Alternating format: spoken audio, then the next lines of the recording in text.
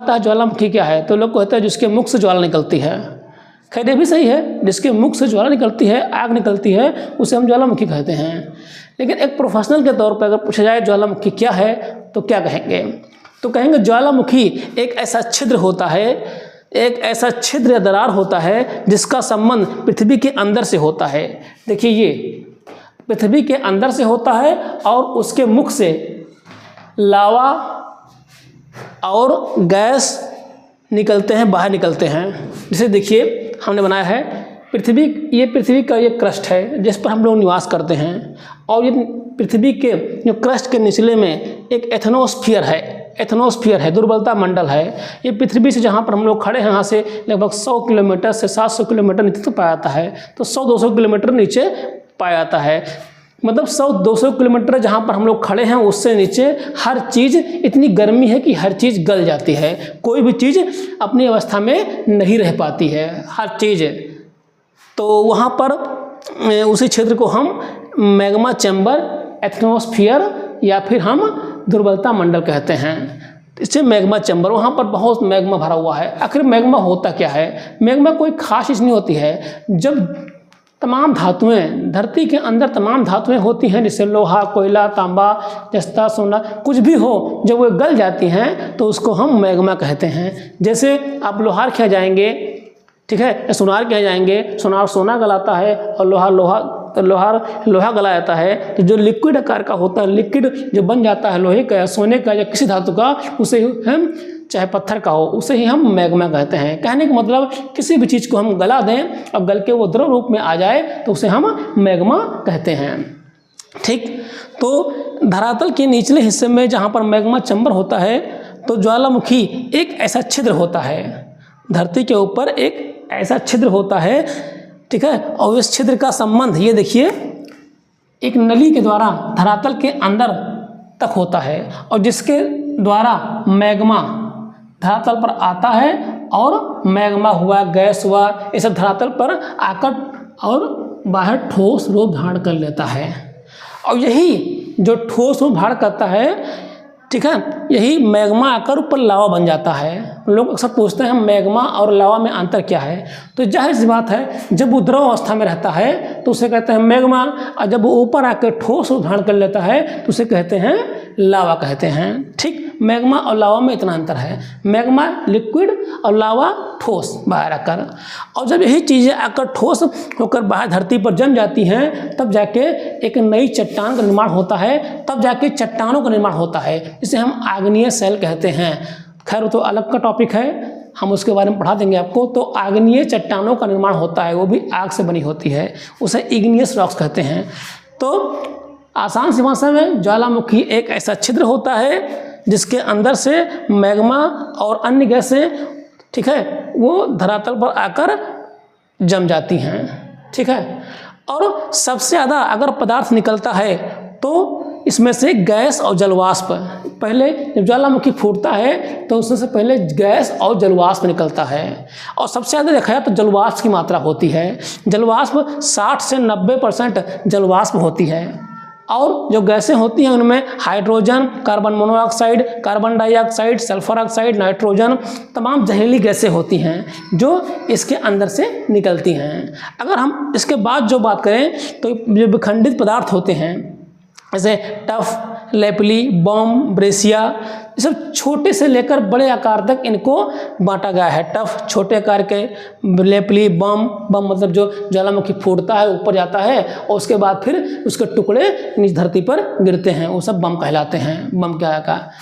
ठीक, तो ये सब चीज़ें विखंडित जो छोटे टुकड़े होते हैं, टुकड़े के आकार में धरती पर आकर गिरते हैं, निकलते हैं। और सबसे बाद में क्या निकलता है? लावा निकलता है। तो लावा अंदर, मैंने बताया ना, जो अंदर होता है वो लावा होता है, और जो बाहर आके ठोस रूप धारण कर लेता है उसे हम मैग्मा कहते हैं। देखिए लावा दो प्रकार का होता है। लावा एक होता है ठोस लावा होता है, मतलब कम चिपचिपा, मतलब एकदम गाढ़ा होता है, सॉरी एकदम गाढ़ा, एक गाढ़ा लावा होता है कि जो अगर उसे लावा निकला तो तुरंत जम जाता है और एक शंकु के आकार का एक ज्वालामुखी बन जाता है। उसमें सिलिका की मात्रा क्या होती है? अधिक होती है। ठीक है, उसे कहते हैं एसिड लावा कहते हैं।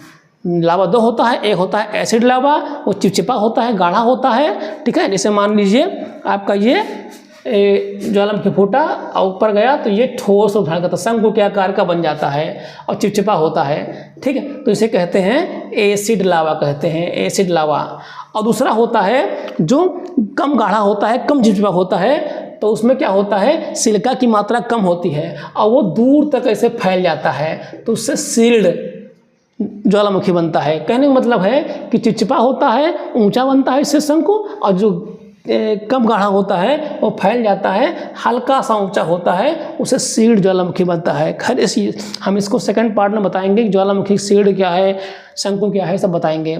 आज के लिए देखिए इतना जान जाइए, ठीक। तो ज्वालामुखी से 3 चीज़ें निकलती हैं, गैस, जलवाष्प, विखंडित पदार्थ और लावा, 3 निकलती हैं। अगर हम ज्वालामुखी का चित्र देखिए, हम बनाए ज्वालामुखी के अंग कौन कौन से हैं, कौन कौन से हैं। देखिए ज्वालामुखी की जो ये है अंदर से जो पाइप है, इसे कहते हैं ज्वालामुखी पाइप, ठीक है। इसे हम ज्वालामुखी पाइप कहते हैं, ठीक। उसके बाद जो ये बना हुआ है ज्वालामुखी शंकु है, ये ज्वालामुखी शंकु आकार का बना हुआ है, ठीक। कभी न कभी ज्वालामुखी यहाँ फोड़ा था और फूट के ऐसे बन गया था शंकु, और ये इसके पाइप है। इसका संबंध नीचे अंदर तक मैग्मा चैम्बर से होता है। इसके अंदर से जब सारा मैग्मा बाहर निकलता है, और जो इसका मुख होता है इसको ज्वालामुखी छिद्र कहते हैं, वेंट कहते हैं। और जब इसका मुख बड़ा हो जाता है उसको वेंट कहते हैं या फिर क्रेटर बोलते हैं। ज्वालामुखी के मुख को बोलते हैं क्रेटर बोलते हैं। लेकिन जब इसका मुख जब बड़ा हो जाता है तो उसे कहते हैं कालडेरा कहते हैं, कालडेरा। जब इसका मुख बड़ा हो जाता है तो उसे कहते हैं कालडेरा कहते हैं, ठीक है। जब मुख बड़ा हो गया तो क्या हो गया, कालडेरा बन गया। और कभी कभी क्या होता है, इनके मुख में पानी भर जाता है। जब काफ़ी समय तक नहीं ये फूटते हैं तो इनके मुख में पानी भर जाता है। अब इसका मुख मतलब छोटा नहीं होता है, बड़े बड़े होते हैं, 100-200 मीटर, 300 मीटर, 1 किलोमीटर, 2 किलोमीटर कैसे होते हैं। तो जब क्रेटर होता है तो कभी नहीं कभी क्या होता है, फूटता उठता नहीं है, काफ़ी सालों बाद, अब डेली तो फूटेगा नहीं, तो उसमें मुख में पानी भर आता है, तो उसे क्रेटर झील कहते हैं, क्रेटर झील कहते हैं। और जब इसका मुख बहुत बड़ा हो जाता है, कालडेरा बन जाता है, और जब उसके मुख में पानी भरता है तो उसे कहते हैं कालडेरा झील कहते हैं। तो ज्वालामुखी के कुछ अंग थे, कुछ है नहीं। आप घर पे भी इसको देख सकते हैं। आपके घर में प्रेशर कुकर है, कुकर से आप देखते हैं कि सीटी के थ्रू आपके तमाम पदार्थ निकलते हैं। पहले क्या निकलता है, पहले जैसे मानो दाल पक रही है तो पहले आपका गैस निकलता है ना, गैस निकलता है। तो गैस के बाद क्या निकलता है, तमाम, तो उसको हम गैस जलवाष्प बोलते हैं। तमाम गैस और थोड़ा पानी निकलता है, ठीक है, सेम वैसे होता है, निकलता है। उसके बाद क्या होता है कि जो दाल के टुकड़े वगैरह हैं ये सब निकलते हैं, तो उनको हम टफ, लेपली, बॉम, बेरेसिया, इस तरह के जो छोटे टुकड़े होते हैं उनको हम कह सकते हैं। उसके बाद क्या होता है, फिर अंदर से फिर गाढ़ा पदार्थ निकलता है, ठीक है, जिसको कहते हैं वो चावल का या फिर दाल का जो गाढ़ा गाढ़ा हिस्सा होता है वो निकलता है, ठीक है। अगर सीटी हम नीचे रख देते तो फिर उसमें गाढ़े गाढ़े चिपचिपा पदार्थ निकलता है, तो उसको हम मान सकते हैं लावा मान सकते हैं, ठीक। समझ लीजिए कि कुकर ठीक वोल्केनो ऐसा होता है, एकदम से ज्वालामुखी ऐसा होता है। तो आप घर पे देख सकते हैं इसको, तमाम चीज़ें। और ज्वालामुखी फूटता क्यों है, क्योंकि अंदर से, पृथ्वी के अंदर बहुत गर्मी है, जब पानी वहाँ पहुँचता है तो वहाँ पर गैसें प्रेशर मारती हैं, तो जब कोई हिस्सा धरातल का कमज़ोर मिलता है तो वो लेके फूट जाती हैं और ज्वालामुखी का निर्माण होता है, ठीक है। जैसे कुकर की सीटी है, अगर सीटी ना ब्लॉक कर दी जाए, ठीक है, सीटी ब्लॉक कर दी जाए तो वो तोड़ के बाहर निकल आएगी, सारा मलबा के बाहर निकल आएगा, ठीक। उसे ही ज्वालामुखी कहते हैं। जैसे दिवाली में हम जलाते हैं अनार, देखिए अनार, ये देखिए अनार, कितने अनार, तो इसमें इसको जब जलाते हैं तो इसमें से तमाम चीज़ें निकलती हैं, और ये तब तक निकलती हैं जब तक कि उसके अंदर की सब सारी गैसें ना निकल जाए। तो ठीक ऐसे ही हैं धरातल के अंदर से, ठीक है, जब तक गैस उसमें भरी रहेगी तब तक ज्वालामुखी का उद्गार होता रहेगा, तो इसे कहते हैं ज्वालामुखी उद्गार कहते हैं, ठीक, समझ में आ गया। अब ज्वालामुखी भी कई प्रकार के होते हैं। ज्वालामुखी देखा जाए तो कई प्रकार के होते हैं। तो ज्वालामुखी देखिए, अगर देखा जाए तो उद्गार के आधार पर ज्वालामुखी 2 होते हैं प्रकार, एक उद्गार के आधार पर, ठीक है, और एक होता है आपका सक्रियता के आधार पर, मतलब तेजी कितनी है, सक्रियता कितनी सक्रिय है, हरदम सक्रिय है या कभी कभी सक्रिय है या बिल्कुल सक्रिय नहीं है। एक होता है उद्गार, कितना तेज उद्गार है, छोटा उद्गार है, बड़ा विस्फोट है, विस्फोट कहते हैं, कितना मध्यम विस्फोट है। तो अगर उद्गार के आधार पर देखा जाए तो ये 5 प्रकार के होते हैं, उद्गार के आधार पर ये 5 प्रकार के होते हैं, ठीक है। और ये उद्गार के आधार पर मैं सेकंड पार्ट में आपको बनाऊंगा। देखिए उद्गार के आधार पर अगर इसको वर्णन करना है तो ये आपकी बड़ी परीक्षाओं के लिए बहुत उपयोगी है, मगर अगर छोटी परीक्षाओं देखा जाए तो आपका जितना पढ़ा रहे हैं सक्रियता के आधार पर ये आपका चल जाएगा, ठीक है। तो ये बहुत इंपॉर्टेंट है, इसलिए मैंने इसको पढ़ा दिया पहले पार्ट में। अब ज्वालामुखी प्रकार कितने होते हैं? ज्वालामुखी के 3 प्रकार मेनली होते हैं। एक होता है सक्रिय ज्वालामुखी, एक्टिव वोल्केनो। एक्टिव मतलब होता सक्रिय, ऐसे ज्वालामुखी जिनके मुख से हमेशा धुआं, गैस, राख मतलब हमेशा फूटा रहता है, हमेशा आग निकला करती है, उसे कहते हैं एक्टिव वोल्केनो, कहते हैं सक्रिय ज्वालामुखी कहते हैं। हमेशा उनके मुंह से धुआं, गैस, राख सब कुछ, मतलब उनके पास जाने का नहीं, हमेशा मतलब जो गया तो आया नहीं, हमेशा दूर से देखने लगता है कि पूरा एकदम से आग निकल रही है। तो इनकी संख्या विश्व में कितनी है? 500 है। पूरे विश्व में लगभग 500 ज्वालामुखी हैं जो सक्रिय हैं, ठीक है। अब यहाँ पर वर्ल्ड का मैप तो है नहीं, दिखा देते आपको हम वर्ल्ड का मैप, तो हम प्रयास करेंगे कि आपको वर्ल्ड के मैप में आपको हम पूरे ज्वालामुखी को हम सेकंड पार्ट में हम दर्शा देंगे, जो कि परीक्षा के दृष्टि से बहुत ही महत्वपूर्ण है। तो सक्रिय ज्वालामुखी कौन कौन से हैं? आपका बैरन, देखो भारत में ज्वालामुखी नहीं है, लेकिन अंडमान निकोबार में, ठीक है, 2 ज्वालामुखी हैं, ठीक है। निकोबार में एक सक्रिय ज्वालामुखी है। अगर हम भारत का मैप बनाएंगे, जैसे ये भारत का मैप हम ये बना देंगे, ये भारत का मैप है ये, ठीक है। यहाँ पर अंडमान निकोबार है, यहाँ पर एक द्वीप है बैरन, ठीक है। अंडमान निकोबार में एक बैरन बैरन है, वहाँ पर नारकोंडम और बैरन है। तो बैरन भारत का ये सक्रिय ज्वालामुखी है, ठीक है। पूछते हैं परीक्षाओं में भारत का कौन सा ज्वालामुखी सक्रिय है, वो कौन सा है? बैरन है, अंडमान निकोबार में है, ठीक है, निकोबार। अब दूसरा है कियालू।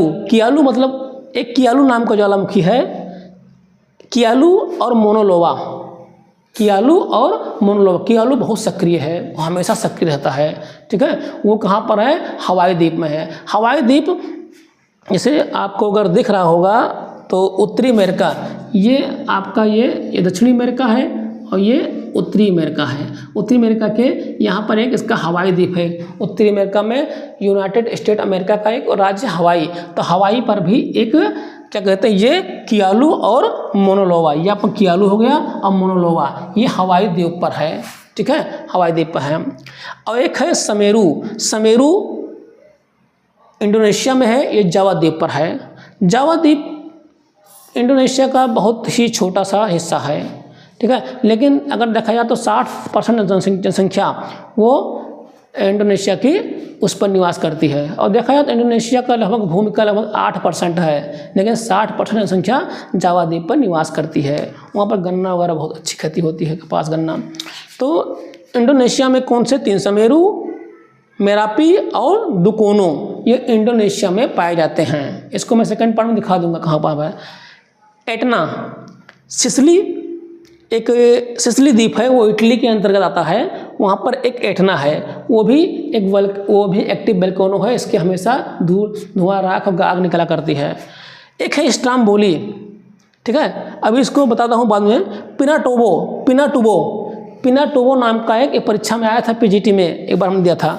ये फिलीपींस में है। फिलीपींस साउथ दक्षिणी पूर्वी एशिया का एक देश है। ये दक्षिणी पूर्वी एशिया का एकमात्र ईसाई देश है फिलीपींस, जहाँ पर ईसाई बाहुल्य है, ठीक। कोटोपैक्सी, इक्वेडोर एक देश है दक्षिण अमेरिका में, वहाँ पर कोटोपैक्सी एक ज्वालामुखी है, ऊंचाई पर स्थित है, वो भी एक सक्रिय ज्वालामुखी है। हम बात करते हैं स्ट्रोम्बोली। ये स्ट्रोम्बोली भूमध्य सागर में लिपारी द्वीप है, भूमध्य सागर में एक लिपारी द्वीप है, ठीक है, वहाँ पर एक स्ट्रोम्बोली है। वो समझो समुद्र के बीच में एक द्वीप है और वहाँ पर ये स्ट्रोम्बोली है। इसे भूमध्य सागर का प्रकाश स्तंभ कहते हैं। और जब फूटता है तो चारों तरफ उजाला होता है और दूर से देखने लगता है कि पानी के बीच में कोई लाइट लगी है और लाइट बहुत तेज चल रही है, मतलब पानी के बीच में, जैसे ये समुद्र है, ठीक है, और बीच में एक द्वीप है जो जलता है, लगता है दूर से देखने में कि समुद्र के बीच में कोई लाइट जल रही है, प्रकाश स्तंभ लिखा, कोई लाइट लगी है और वो जल रही है और चारों तरफ उजाला जाता है, इसीलिए इसको भूमध्य सागर का प्रकाश स्तंभ भी कहते हैं, स्ट्राम्बोली, ठीक है, ये भूमध्य सागर में लिपारी द्वीप पर है। ठीक, ये तो हो गया आपका एक्टिव वोल्केनो या फिर सक्रिय ज्वालामुखी। अब हम बात करते हैं नंबर 2 पे प्रसुप्त ज्वालामुखी, इसे अंग्रेजी में कहते हैं डोरमेंट वोल्केनो।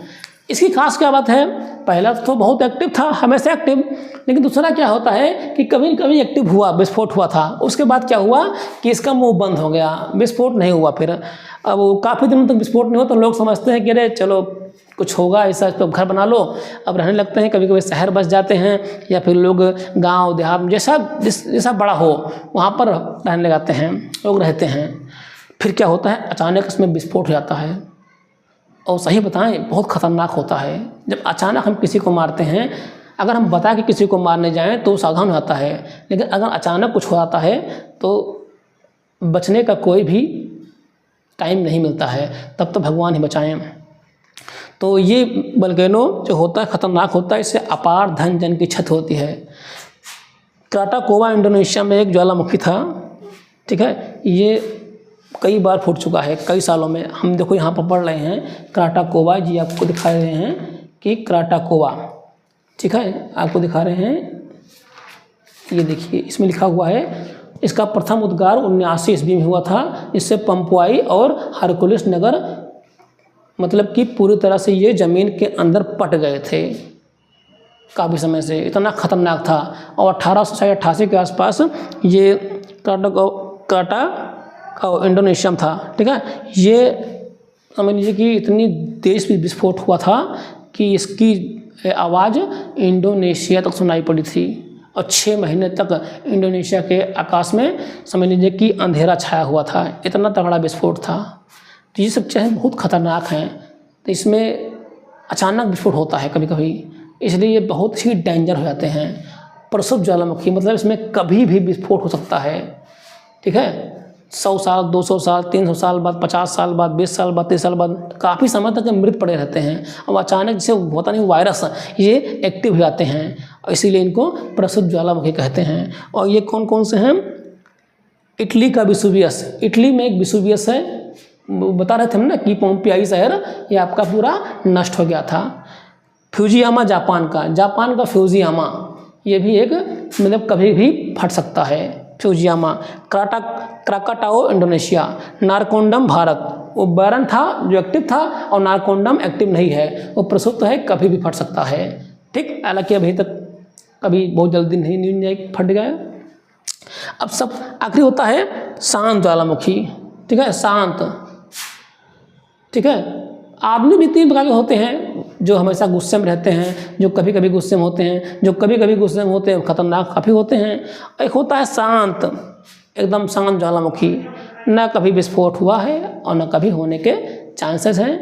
इसका मुंह पट जाता है या मुंह में पानी भर जाता है, धूल धुआं गैस सब राख से भर जाता है, झीलें बन जाती हैं, मतलब इनका मुंह एकदम पूरी तरह से बंद हो जाता है, एकदम ढक्कन से, और कभी भी इनके अंदर उद्गार होने की संभावना नहीं होती है, ना के बराबर होती है।